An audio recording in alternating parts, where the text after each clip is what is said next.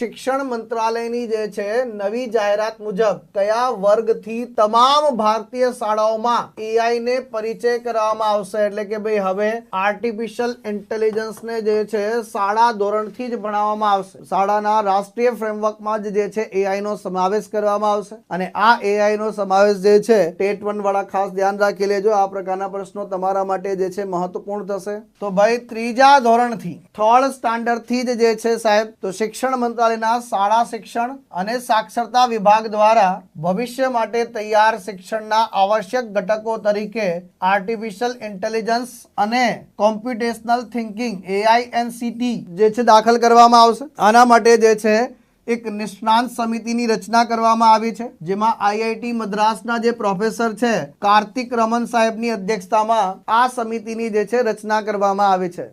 NEP new education policy 2020 જેને 2025માં મિત્રો જે છે 5 વર્ષ જે છે પૂર્ણ થયા છે. પછી નેશનલ કરિક્યુલમ ફ્રેમવર્ક જે છે 2023 અનુરૂપ બનાવવામાં આવી રહ્યું છે. 2026-27 થી જે છે ધોરણ 3 થી આર્ટિફિશિયલ ઇન્ટેલિજન્સ જે છે એઆઈ અને સીટી બંનેનો સમાવેશ કરવામાં આવશે સાહેબ. આ હેઠળ જે છે અભ્યાસક્રમ અને સમય ફાળવણી જે છે આપવામાં આવ્યું છે. ડિસેમ્બર 2025 સુધીમાં જે છે સંસાધન સામગ્રી, હેન્ડબુક છે, ડિજિટલ સંસાધન બધાનો સમાવેશ કરવામાં આવશે. પછી નિષ્ઠા દ્વારા જે છે શિક્ષકોને પણ આ બાબતે ટ્રેન કરવામાં આવશે સાહેબ, તાલીમ આપવામાં આવશે સાહેબ. તો જે છે ત્રીજા ધોરણથી જે છે વિદ્યાર્થી મિત્રોને જે છે આમાં તૈયાર કરવામાં આવશે.